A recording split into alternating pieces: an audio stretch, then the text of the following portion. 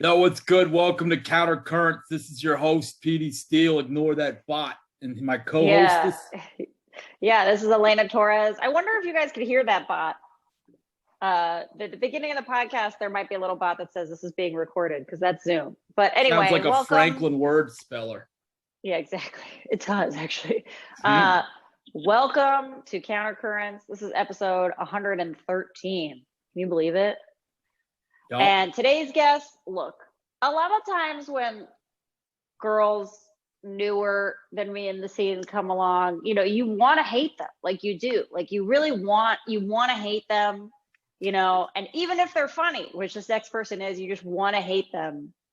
But our next guest has made it impossible to hate her, but like in the best, it's not like she's even too nice. You know how when people are too nice and you hate them? Like, Yes. It's not even that. She's just like actually really fun to talk to, really fun to hang out with, and like notices cool details about my outfits. Like just a all around like cool chick and funny. Please welcome the hilarious Maddy Brannon.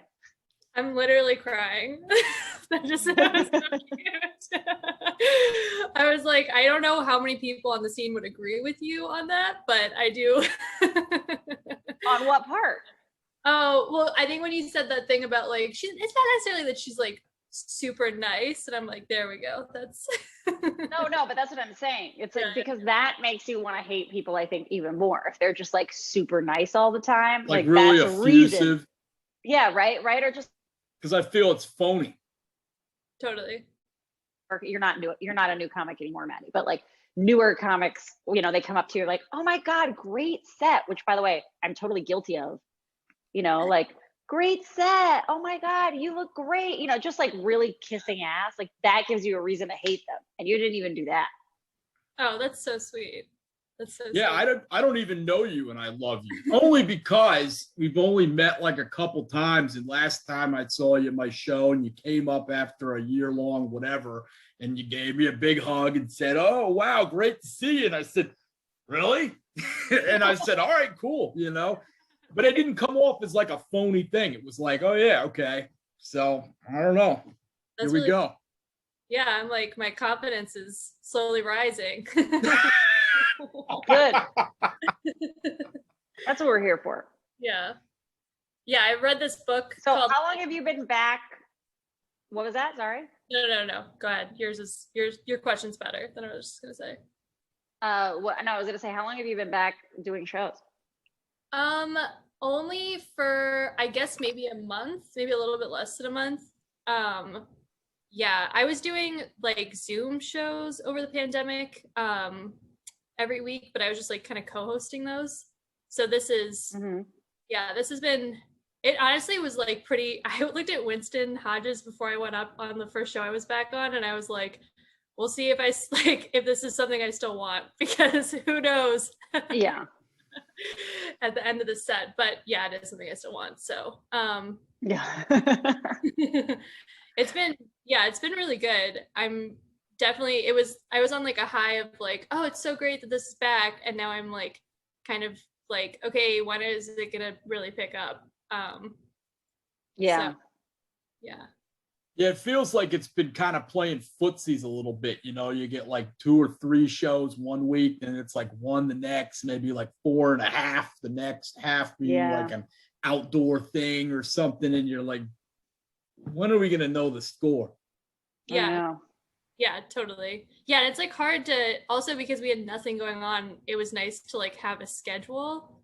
And now it's like, yeah, don't know if 1 week you're randomly gonna get booked on like 4 or 5 shows, and then or whatever, and then you're like, okay, I forgot about this part, which is like the spontaneousness of getting booked for stuff. But yeah, that's comedy in general. I feel like I've designed my whole life in an incredibly structured way to fit in the unstructured way that comedy is.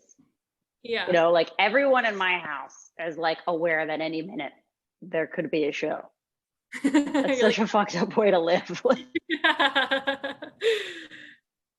Your baby's just like, I guess she'll be around later. Yeah, I call it the office because that's where her dad goes during the day. So it's like mommy has to go to the office at night. That's cool. I'm like excited for the time that she realizes that you're like really cool. Like I feel like kids assume that parents with jobs are like lame as shit, but like one day she's gonna be like, oh, actually, this is actually pretty interesting. She'll probably think it's the most embarrassing before she thinks it's cool. Like I feel like she'll think it's cool when she's like older, when she's like 30, but I feel like before that she'll be so embarrassed. What age are you no going to start way. bringing her to shows? Probably never. I don't want her dating a comic. Oh my god, that's Good point. yeah, that's a huge good point. It's like literally high risk. It's so fucked up to say, but literally high risk at any age. It's true. There's enough evidence out there that like I'm nervous. You never know. So Maddy, now, what's this you never book know. you've been reading that's making you more confident that you were about to talk about? Oh, that was wow, you're a very good listener. I listened to this book. I didn't actually read it. I listened to it on Audible, but it's called Letting Go. Apparently it's like, I don't know if you guys read it, but yeah, it's all about just like, I've heard about it. Yeah, letting stuff go. It's a little kooky. I know that there's like parts where they say like, I heard in some parts he kind of alludes to like you could just like let cancer go, which obviously is not a real thing, but some of it is good in terms of just like not just like recognizing when like you're gung ho on like something, like you get in your head and you're just like, this is the way something is, and then just recognizing like, but it could also be the other way. So maybe we don't like hyper focus. Right. But yeah. And who wrote this book? I have no idea. Some guy, I think like a doctor. I heard about this from a comedian on a podcast who said like it helped her. So anything that helps a comedian handle just intense anxiety and shame, I'm like, right. That's the criterion. It has to be a comedian that deals with this. Okay. Yeah, totally recommend. Yeah, if I can find it, I gotta think there's more than one book called Let It Go. If I don't know the author. No, but I feel like this one's pretty famous. Like I feel like I've heard about this. I think so. It's like an old classic or like a brand new thing. Yes. Was it Nikki Glaser? I feel like I heard Nikki Glaser talking about it on something I listened to at one point. It was not like Nikki Glaser, but it wouldn't surprise me if there's like a book, like, you know how comics all get on like the same wavelength of whatever, like, yes. Around, so. Yeah, I feel like well, she also recommends a different self-help book every time I listen to anything she's on. But I mean, it's working. That's the thing. Sometimes I feel like there ought to be a self-help book called The Road to Your Next Self-Help Book. Yeah. That's really funny. Yeah, there's so many. Yeah, or like a self-help book being like how to stop feeling like you constantly need to read self-help books. Yeah. Also, who writes this? Like half the self-help books, I'm like, do I trust you? Like who? Like, do you really have shit figured out, or is like this your plan to make? Like this is your plan to make money? Like have you actually used it before? I don't know. I feel like I'd like pretty easily fall into a cult. So whenever I read these kind of books, I'm always like looking out for like the part where they're like, now go to this address, put this outfit on. Yeah. So you feel like you're a pretty suggestible person? I wouldn't say suggestible, but once I buy into something, I like really buy into it. You have a phase. Yeah, totally. I get like obsessed with something and I'm like, this is going to be it. And I feel like I could be, yeah. You could get Nexiumed. Yeah, maybe. That chick just went to jail, by the way. I don't know if you guys saw that. No.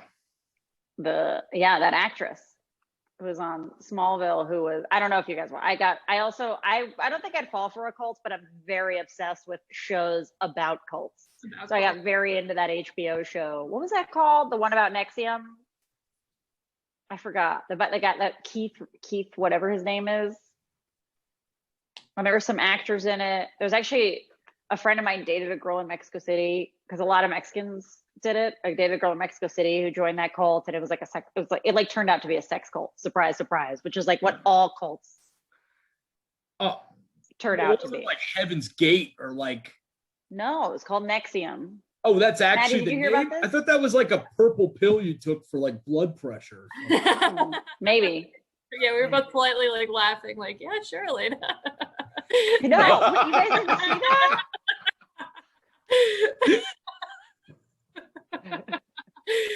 No, I kind of know what you're talking about, but it is also hard because I feel like so many cults have a similar story that you could be literally talking about like any one of them.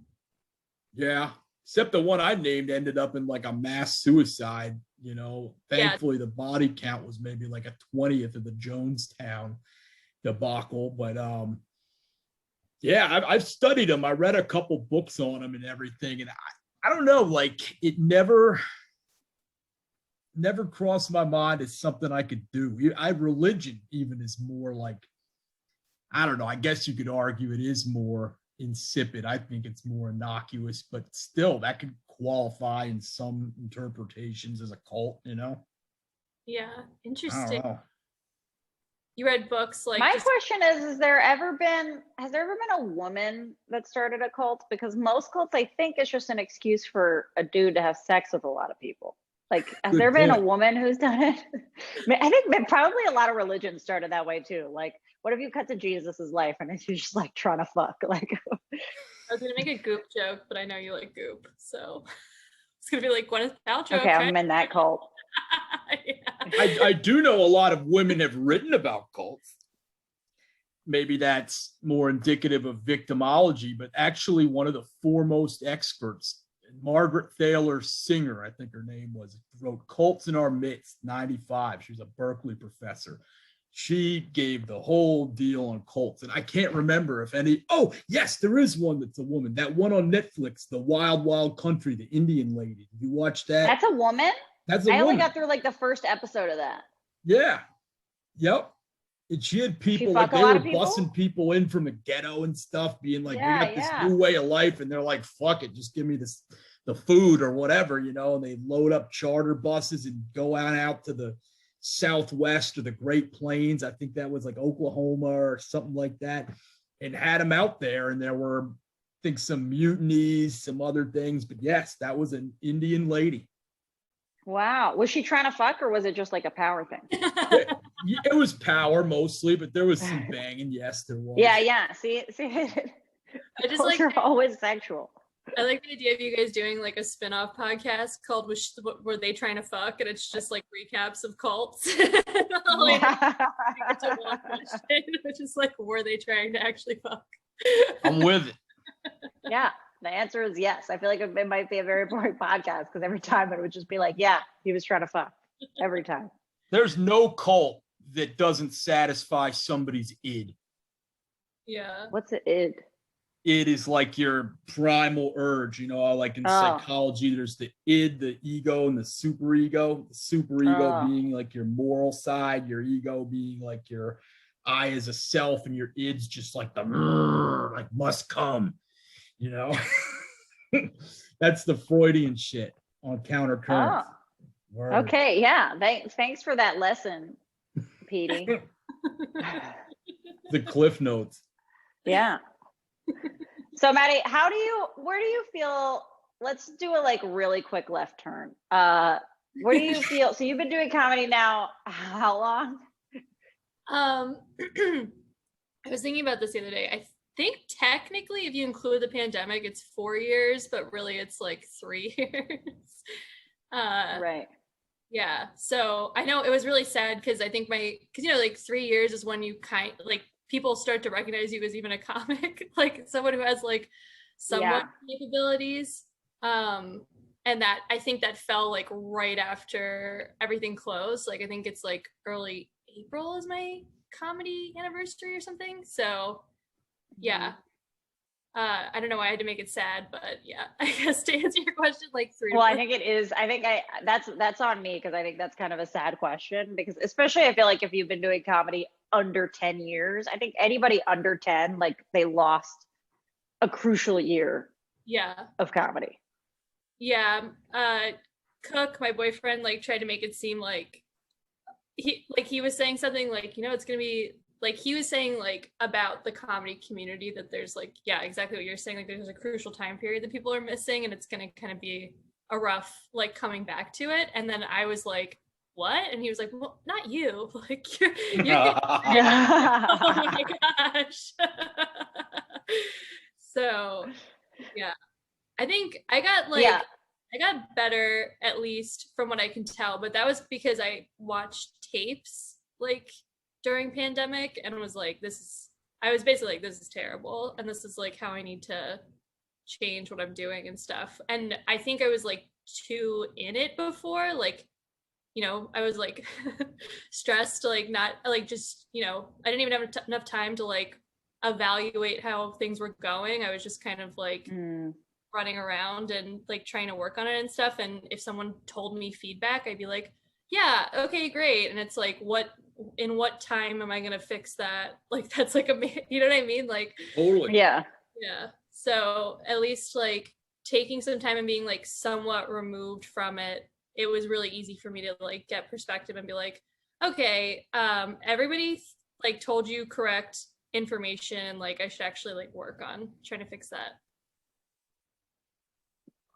Yeah, it's amazing that you still feel you got better. I last summer I did like, what was it? At the height, a show a week in like July and August.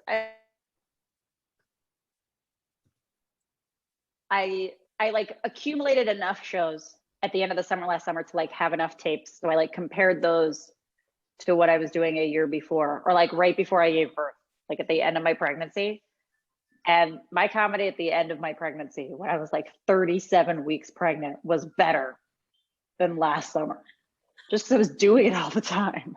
I feel like you leveled up though, from what I. Oh, thank you. Yeah, I think you're. Yeah, but yeah, I will stick by that. I think everybody like got better. Thanks. In some way. Yeah, I totally think you did. Thanks. I think everybody okay got better. I feel like I got better by not doing Zoom shows during the pandemic. I mean, it's not just to piss on it, but after like 8 years of doing comedy, I just looked at the format and I was like, this is bad. Like, this is not going to help anybody. I don't see how. Do you guys feel it helped you in any way? Maddy, go ahead.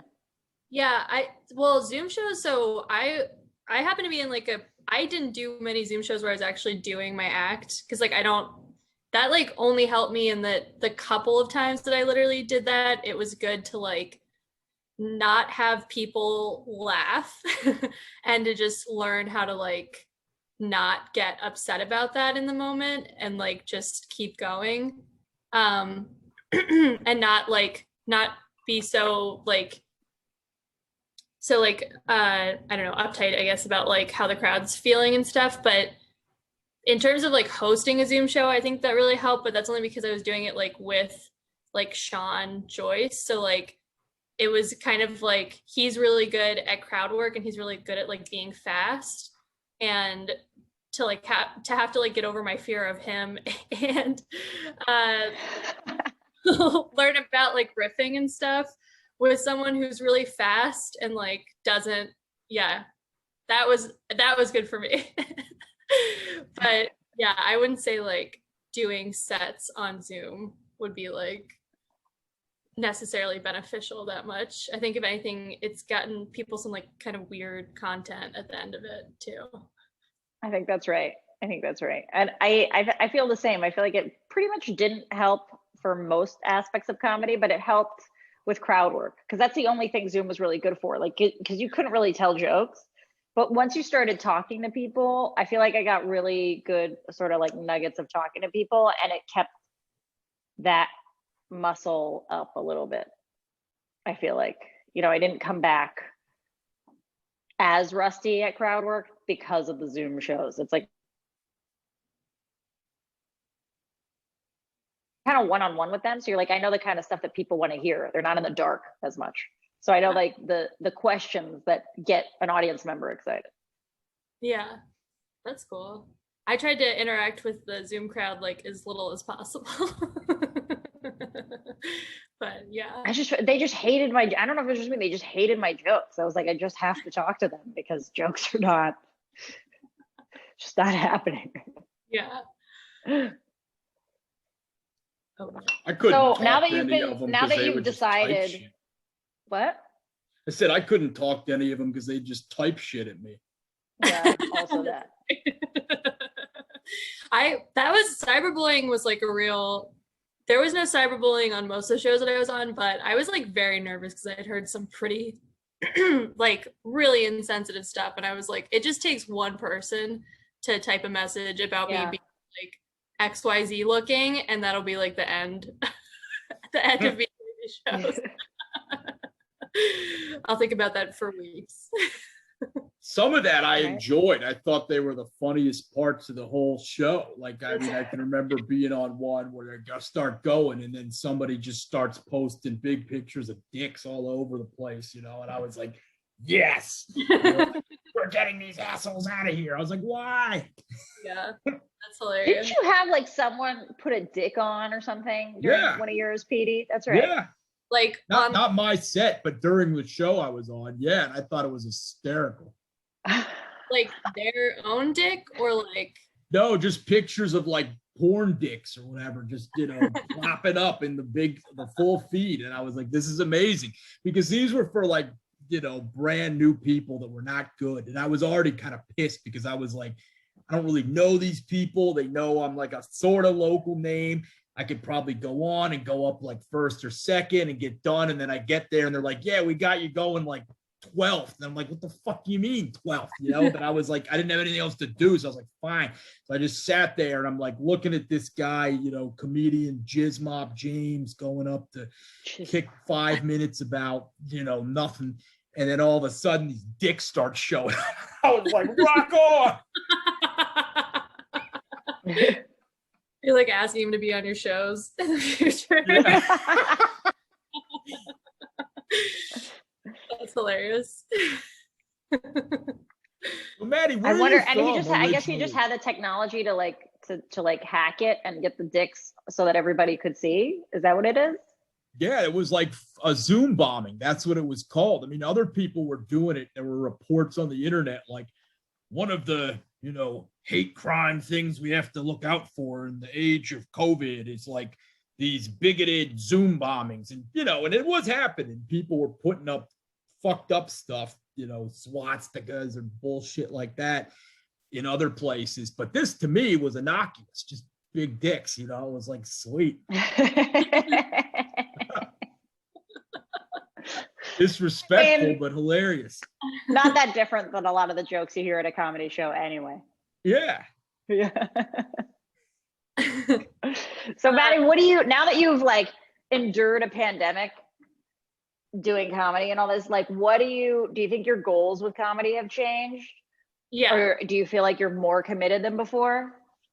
Yeah, I had to like hire a career coach and stuff, which is really embarrassing. I wish I wouldn't have said that right now, but I basically am like leaning into the comedy and not being so like timid about it. Like I'm trying to like recognize like it's what I want and I should just like make an honest like try at it. I was like working really hard, but it's just like I still was like not doing some of the other shit that you're supposed to do. Like, I guess technically like whatever, my Twitter was like private and my, you know, all that stuff that you're supposed to do that I was just like, oh, I don't need that. Like one day it'll all just come to me. It's like, I think you kind of have to. Right. So I'm like learning how to do all that stuff and yeah, taking it more seriously. So did you get a career coach just for comedy or for like your other, or do you have another thing or is this okay? Yeah, I'm an engineer during the day. Yeah, so I okay. So, yeah. It's a good job, obviously. And I went to school for like like a long time. So I was kind of towards the end of the pandemic, I was like maybe I should like actually explore like what I want and just have it be like open-ended. Obviously this is before comedy started again too, so I was like, you know, what do I want? And then she was and I was hoping that we would find something that's like, oh, you'd love this thing more and you'd make a ton of money and it would be like great for you and all this stuff. And then basically within like the first meeting, she was like, yeah, it sounds like you want to be a stand-up comic and a TV writer and you should probably just like really lean into that. And I was like, damn it. She didn't give me an out.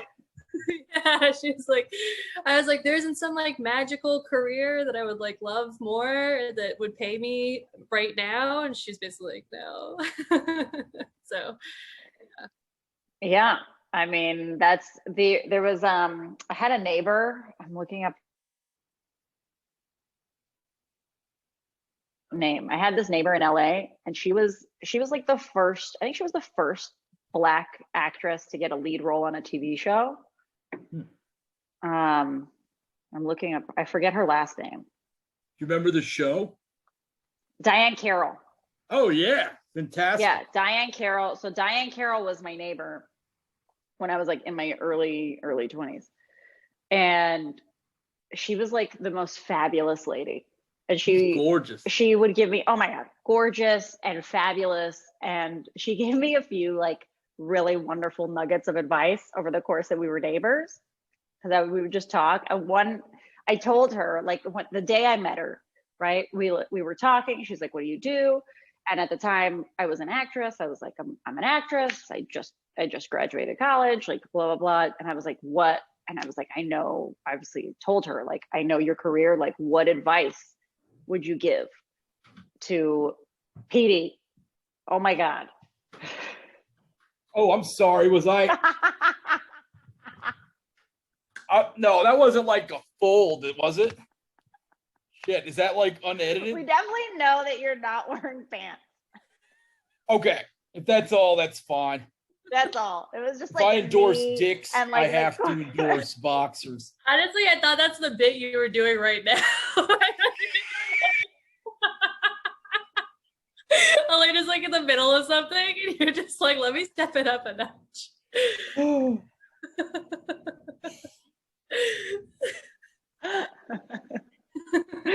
Oh my God. I forget, what story was I even telling? I don't Diane Carroll. Yeah. Oh yeah. So basically I was like, I asked her for advice, and what she said is like, if you can do anything else, do that. She was like, only do this if you literally cannot do anything else. And it's the best advice of an entertainment career that I've ever received. Yeah. You have to do this if you literally can't do anything. And I've found out by this point that I'm allergic. I can't do anything else. Yeah. Well, that's one of the things I personally struggle with that I'm trying to work on too, is like, I don't know if you guys feel this, but I think it's hard in comedy sometimes because there are people that are like that, and there are people that are kind of like hobbyists almost. And when you're like, a lot. Yeah, like I'm trying to be less like judgmental, and like kind of, yeah, I guess just judgmental. And it's hard when you're in those spaces, especially now that like shows are really tight and there's not that much time. You're like looking around, you're like, well, what are you doing here? Like, I would die for this. But yeah, that's interesting. I'm surprised that you're not judgmental. That's the thing. Go ahead. No, that's the thing I'm literally most judgmental about in comedy. And there are comics that are good, but I'm like, this person's a fucking hobbyist and they need to just stop so that I can have their spot. Yeah. That is so funny, Elena. I'm like, I'm working on you. You're like, I think you have a concern though. I love this. That's true. Sometimes I break people down because I work as like a mental health professional, and I'm like, I cannot see them having the psychology to stick with this for another like 10 years, not consistently. And I wish they would stop too. It's real, even if they have some talent. Yeah, there's some people that get a lot of stage time in DC that I'm like, this person's not, like, nothing's gonna happen. Like, this is the height of this. Like, just get rid of them.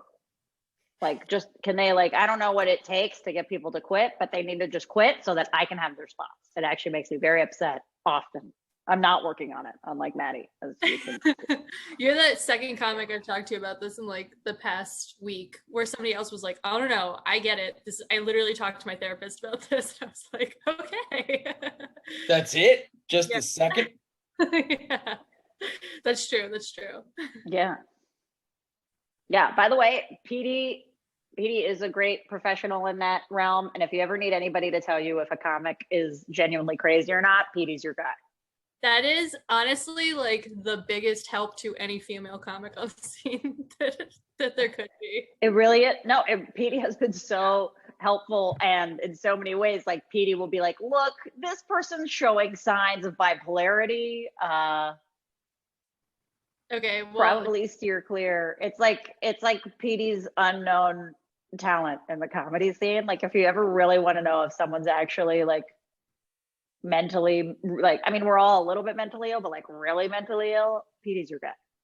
okay, It's really one of the only things that's kept me afloat despite my very own self-destructive tendencies, is knowing how much worse a lot of other people's are, you know, and steering the hell clear of them, because I know how I can get too when I'm around the wrong company, you know.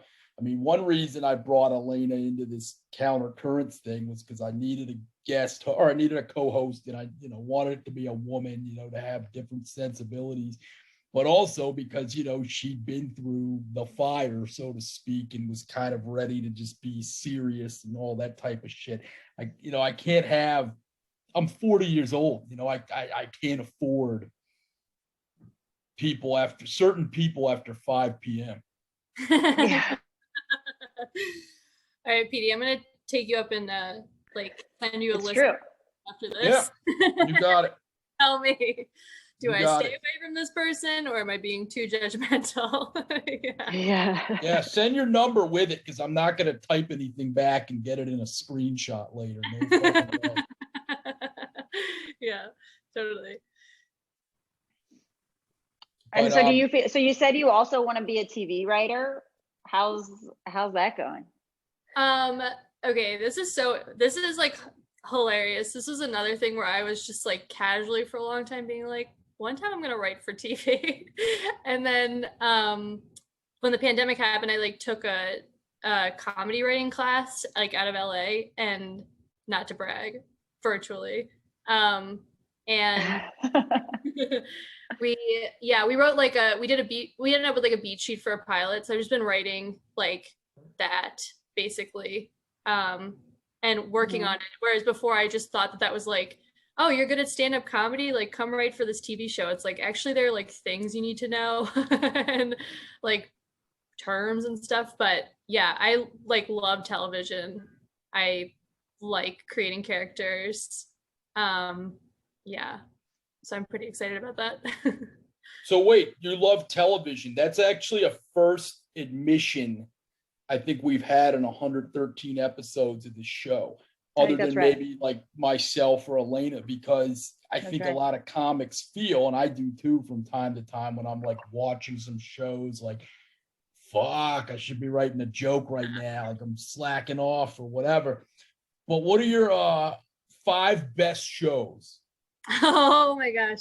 All time. All time. Damn. Okay, I had to think about this. I'm gonna say some, but they're not gonna be in the order. So first controversial pick is Girls. Every season? Yeah, okay, so the last season, I know that it kind of went off the rails, but I do love that they went off the rails, like that they were creatively, they just were like, this is what I'm doing. And I know that's controversial, obviously, because it's not like, it didn't hold up well. But yeah, I can watch that over and over again. It's just so funny. I mean, what's the other show? Okay, I liked Killing Eve a lot. Oh, yeah. Yeah. I love a good character. Also, like, women being violent is like just so insane, because like even the January Jones show was great, because it was like not a favorite show, but like you just so little see women portrayed as being like actually cruelly violent on television. That is cool when that happens. I'll admit that. Yeah, it's cool. Not that I am violent, but no, but that character in Killing Eve is so great. So great. It's She's so like, well written. Yeah. Both, and being like both feminine and violent, just like the best. Yes, I agree. Fleabag. All right, that's two. Yeah, Fleabag, obviously. Everybody's list. Obviously. Yeah. I'm kind of proud of myself that these are like women-centric shows. Yeah. Let me think. Okay. I mean, there are some, this is kind of biased because it's kind of recent. Like, I May Destroy You was like really, really good and dark. So it's like another HBO show. I saw it. Yeah.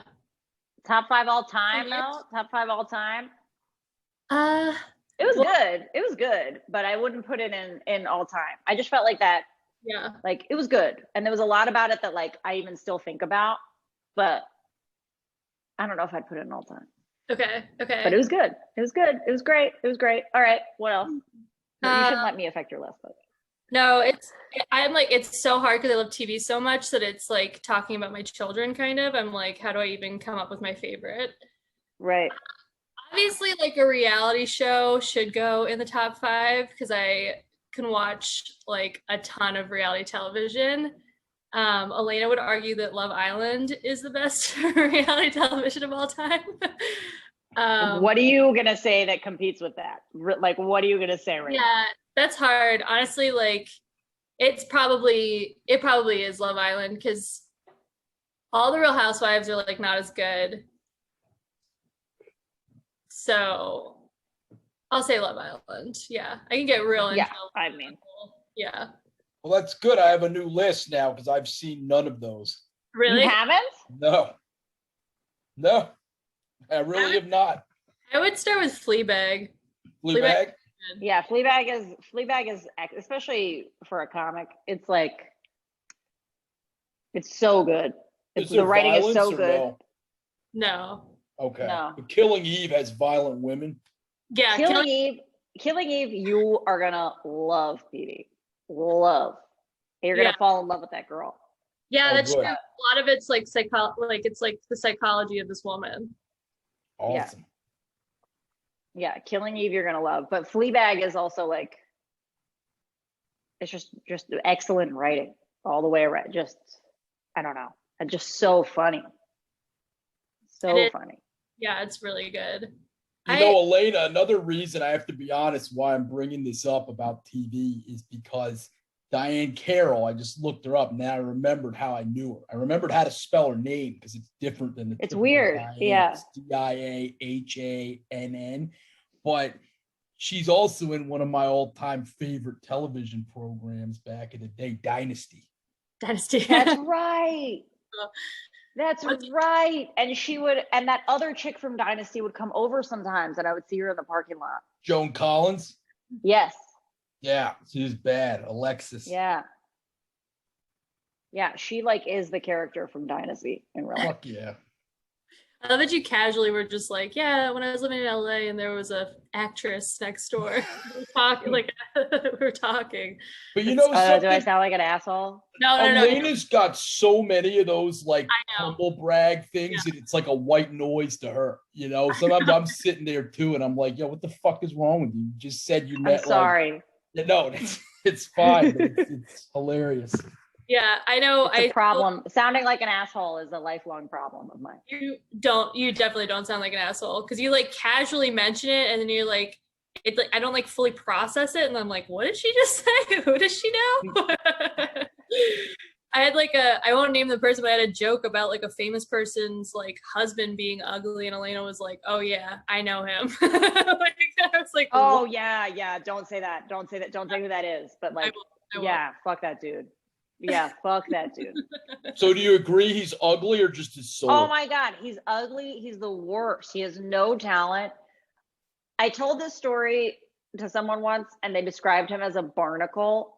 He's like achieved serious success in the entertainment industry literally by just like being a barnacle to his friends.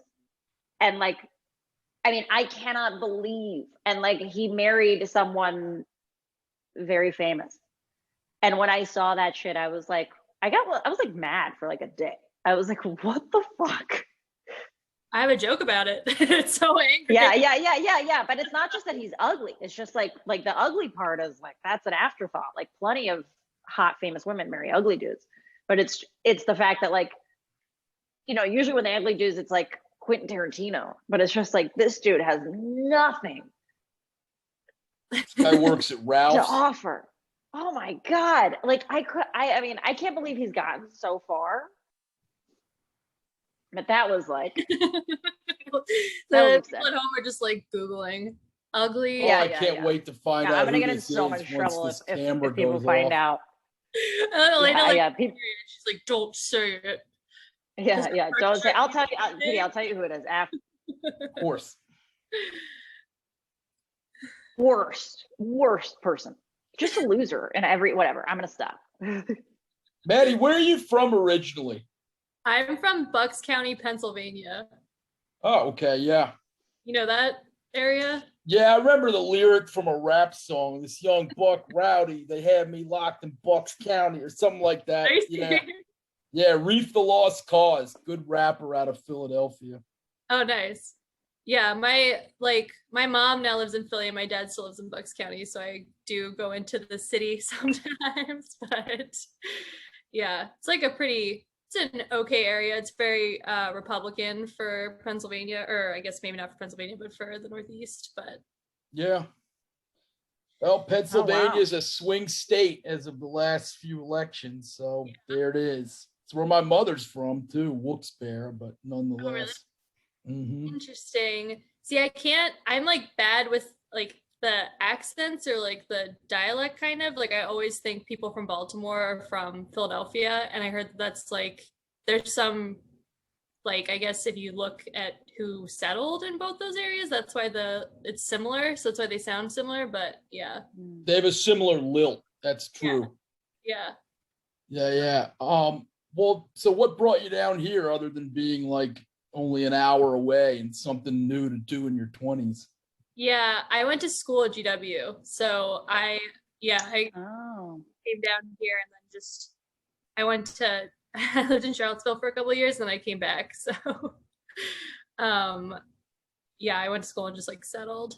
I think it's like a okay city. I'm not like in love. I really like Philadelphia, and if it wasn't so close to my parents, I would definitely live there. But that's a hilarious reason to not be in Philadelphia. But yeah, I can't be that close because it would just be like obnoxious. Hopefully, yeah. Sometimes my dad listens to stuff I put online, so I hope his attention span's not great, so he won't make it this far. But the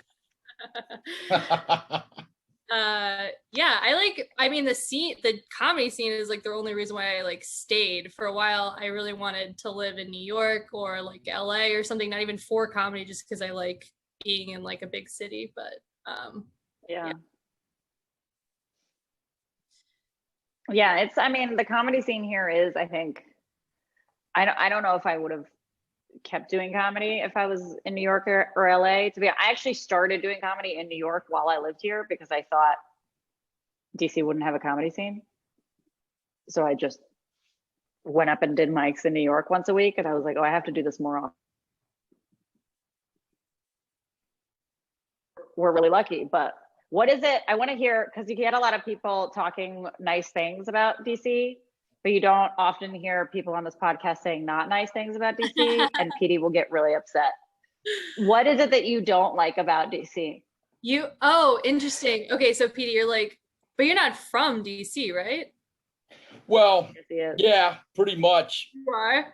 Okay, well, you can be angry then. Yeah, that makes sense because it's a bunch of let's get them angry. Transplants complaining about a city that they're not from. That's right. Good thinking. Yeah, I get that. Right. Basically I'm just a little bit like, I've been here for so long that I've kind of done it all. Not really, but like kind of. So that's like my main thing. Also, my other thing is that I feel like the cost of living is way higher than like the median income. which I think has to do with like the government pay rate setting the tone for how much people get paid, which is different than in New York, where you like I think make more money and you also spend more money. I don't know, that's like a very economic way to put that, but yeah, I think that's basically it. I'm also not, so the Philly food scene is like ridiculous. And I'm also vegetarian and mostly vegan, and Philly is like totally bought in to like the vegan thing. So everything in like even Hip City Veg, which is here, which is like vegan fast food, like that's from Philly. Like Le Diplomat is actually from Philly. Is it like, really?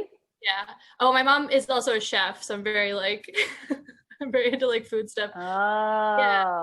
So okay. yeah, I won't bore everybody by going off about like who owns Le Diplomat, but basically there's a restaurant in Philly called Park, which is in Rittenhouse Square, that is the original Le Diplomat, and they just like copy pasted into DC. Wow. Interesting. Yeah, in DC, Le Diplomat's like top 10 restaurants, and meanwhile in Philly, like Park is like just like, you know, a nice place. But interesting. I didn't know Philly had such an interesting food scene. I've only been to Philly like for the night because my train got stuck because of weather. I should have. I feel like I should have messaged you and asked about restaurants. That's so interesting. I didn't know that. I didn't know that Hip City Veg is from Philly also. Yeah. Yeah, it's like a woman. I think it's a woman who owns it too. And she has like a chain of like veganism in Philly is like huge. Huh. Interesting. So like, that is so fascinating with all the cheese steaks and whatever. Yeah. I was gonna say, do you think it's like a knee-jerk reaction to the cheesesteak thing and all that? I actually think it's because a lot of not wealthy artists live in Philly because they couldn't like afford New York and are like kind of on the vegan scale of trendy. I don't know. But, not that there's anything wrong with it, but yeah. Okay, Petey, how upset are you? Not really, because I agree with you. The cost of living here is absolutely ridiculous, and you know, changes exponentially all the time, and it's thanks to motherfuckers like you. No, but it really is because we have all this influence and people coming into work here and be consultants, and then parking gets tied up, real estate goes up, prices go up, and yeah, the government is the, you know, baseline pay. And it is a good salary. It's not bad, but it's just like it gets less and less. So I agree. Yeah, so far as DC concerned, yeah, I mean, it's kind of a disgrace that Le Diplomat, something that's been here maybe 10 years, is like one of the top restaurants. We lost some good French places. Bistro Francais was the deal. Did you ever go there back in the day? On M Street? Oh, it's amazing. Oh man. But yeah, you know, I don't think it's an inaccurate assessment. You have your reasons. Your reasons. Like my side rests. Yeah.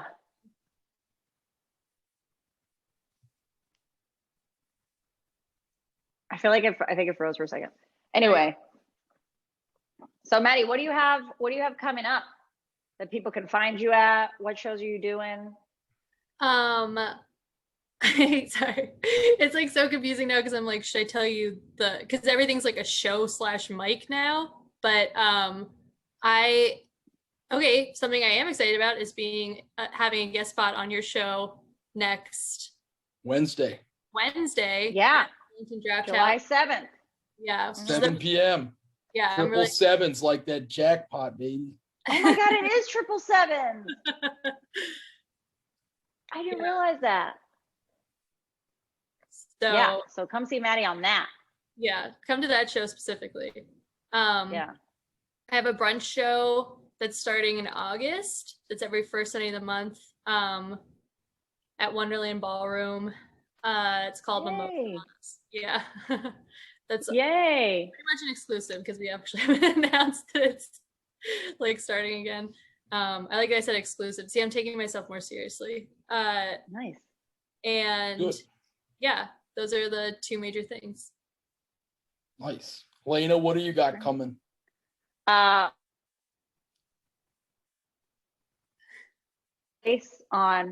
July 7th at the Arlington Draft House. PD and I are going to host it together. It's going to be the second time we're hosting together. It worked last time. They didn't even give us a light.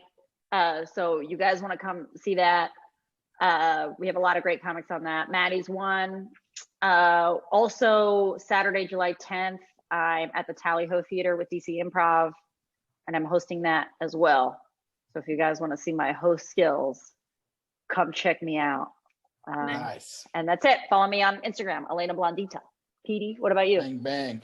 So the July 4th, I don't think our episode will be out by then, but if it is by any weird chance, doing comedy at the Artemis, 8 p.m., July 4th.